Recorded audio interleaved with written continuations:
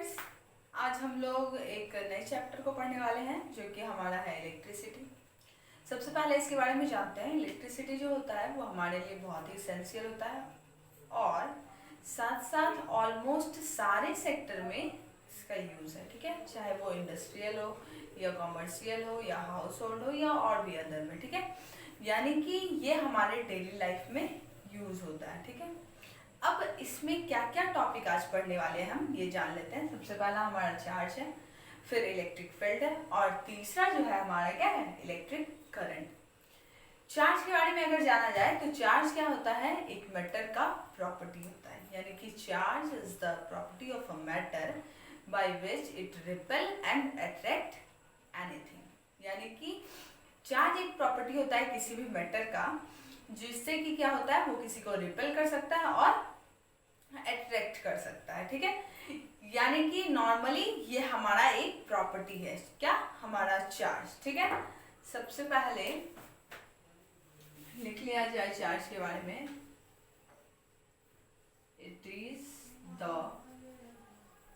Property of matter that repel and attract each other। ठीक है, आगे क्या होता है, चार्ज के बारे में जानते हैं। दो टाइप के चार्ज होते हैं। सबसे पहला एक पॉजिटिव चार्ज होता है और एक नेगेटिव चार्ज होता है, पॉजिटिव और नेगेटिव। अब क्या होता है, कुछ ऑब्जेक्ट ऐसे होते हैं जो कि पॉजिटिवली चार्ज होते हैं, कुछ ऐसे होते हैं जो कि नेगेटिवली चार्ज होते हैं। ठीक है, अब जानते हैं कि पॉजिटिवली चार्ज बॉडी क्या होते हैं और नेगेटिवली चार्ज बॉडी क्या होते हैं। सबसे पहले पॉजिटिवली चार्ज बॉडी के बारे में जान लेते हैं। चार्ज्ड बॉडी, बॉडी या बॉडीज जो भी है। ठीक है, पॉजिटिवली चार्ज बॉडी क्या होता है, जब कोई भी चार्ज क्या करता है, इलेक्ट्रॉन लूज करता है। ठीक है, any charge which loses an electron। ठीक है, यानी पॉजिटिवली चार्ज बॉडी क्या होता है, वैसा ऑब्जेक्ट जो कि कोई भी चार्ज, कोई भी इलेक्ट्रॉन को लूज करे, ठीक है, या किसी को दे दे, तो हम उसे पॉजिटिवली चार्ज बॉडी कहेंगे। अब क्या होता है, जब कोई भी चार्ज यानी कोई भी चार्ज बॉडी जब किसी से चार्ज इलेक्ट्रॉन को रिसीव करता है, ठीक है, यानी गेन करता है, तब उसके पास क्या होता है, उसे हम नेगेटिवली चार्ज बॉडी कहते हैं। ठीक है, नेगेटिवली चार्ज बॉडी क्या होता है, किसी भी अदर चार्ज से इलेक्ट्रॉन क्या करता है, गेन करता है। ठीक है, आगे देखते हैं चार्ज के बारे में। चार्ज की प्रॉपर्टी होती है, ठीक है, प्रॉपर्टीज, टू प्रॉपर्टीज होता है, टू प्रॉपर्टीज।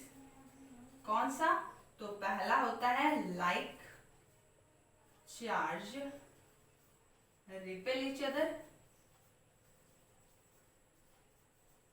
और दूसरा होता है unlike charge attract each other.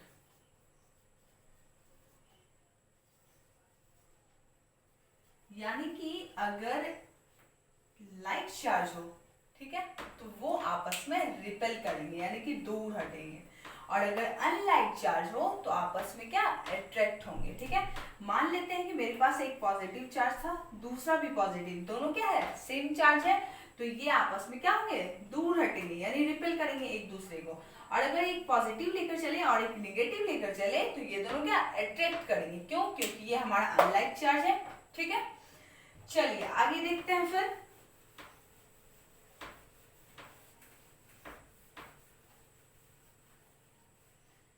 Charge जो होता है हमारा, वो हमारा होता है Q equals to N into E. ठीक है, एन होता है नंबर ऑफ इलेक्ट्रॉन और ये जो होता है वो हमारा क्या होता है, E equals to 1.6 into 10 to power minus 19, चाहे ये प्लस में हो या माइनस में हो। ठीक है, आगे फिर क्या देखते हैं कि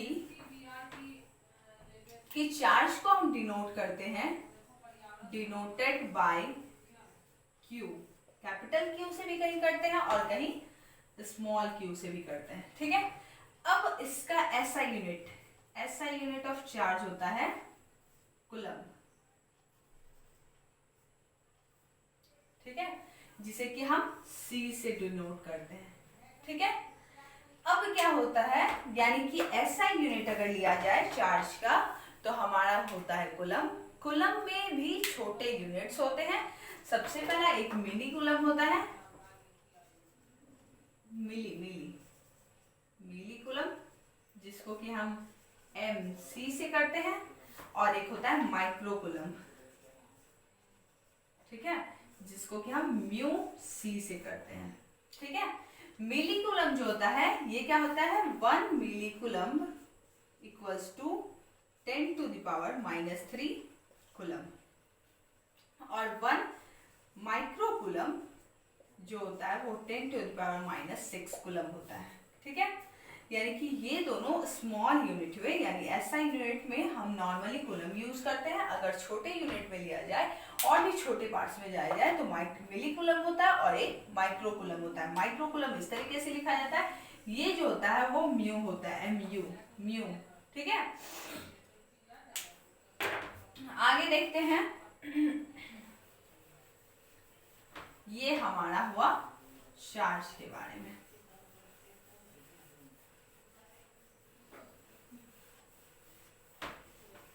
अब है इलेक्ट्रिक फील्ड। इलेक्ट्रिक फील्ड क्या होता है, किसी भी चार्ज के अराउंड जो फील्ड होता है, जहां पर कोई दूसरा चार्ज किसी अदर चार्ज को फील करता है, उसे हम क्या कहते हैं, इलेक्ट्रिक फील्ड कहते हैं। यानी कि अगर मान लेते हैं यहाँ पे कोई चार्ज है, ठीक है, इसका क्षेत्र यहां तक है, यानी ये हमारा कहलाएगा क्या, इलेक्ट्रिक फील्ड, ठीक है। यानी कि इस दायरे में कोई दूसरा चार्ज अगर आ रहा है तो उसे क्या, इस अदर चार्ज के बारे में कुछ फीलिंग आएगी, ठीक है, कुछ महसूस करेगा, कोई दूसरा चार्ज महसूस करेगा। लेकिन अगर इससे और ज्यादा, यानी इसके रेंज से अगर कोई दूर चार्ज लिया जा रहा है तो वो क्या होगा, इसके फील्ड में नहीं आएगा, जो कि वो उसको फील नहीं कर सकेगा, ठीक है। नॉर्मली किसी चार्ज के अराउंड स्फेरिकल फील्ड होता है, यानी कि नॉर्मली जो क्षेत्र होता है उसे हम इलेक्ट्रिक फील्ड कहते हैं, ठीक है। चलिए आगे देखते हैं, इलेक्ट्रिक करंट। इलेक्ट्रिक करंट क्या होता है, rate of flow of charge होता है, flow of charge in a unit time. यानी कि किसी यूनिट टाइम में जितना चार्ज फ्लो कर रहा है वो हमारा क्या हो जाएगा, इलेक्ट्रिक करंट होगा।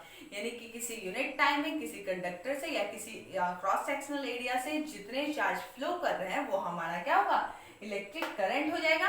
अब करंट जो होता है वो हमारा क्या होता है, अगर लिखा जाए electric current equals to Q/T होता है। Q हमारा होता है चार्ज और T हमारा होता है टाइम, ठीक है।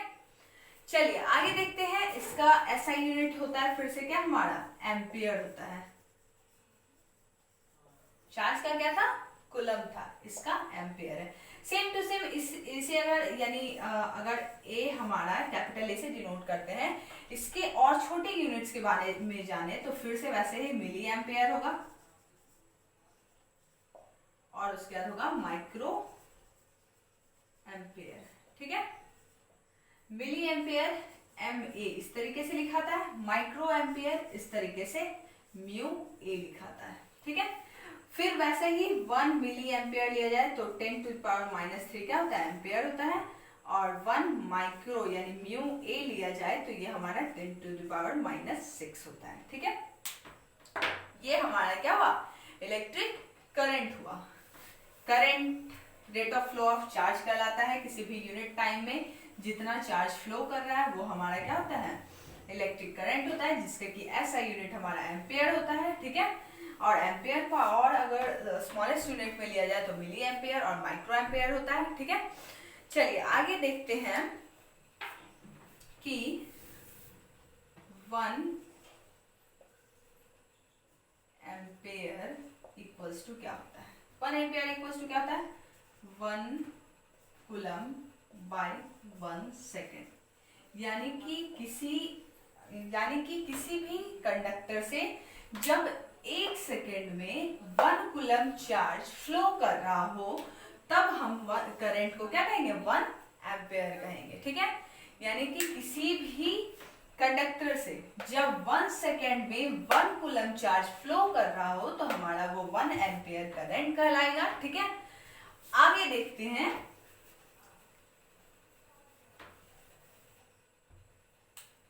Direction of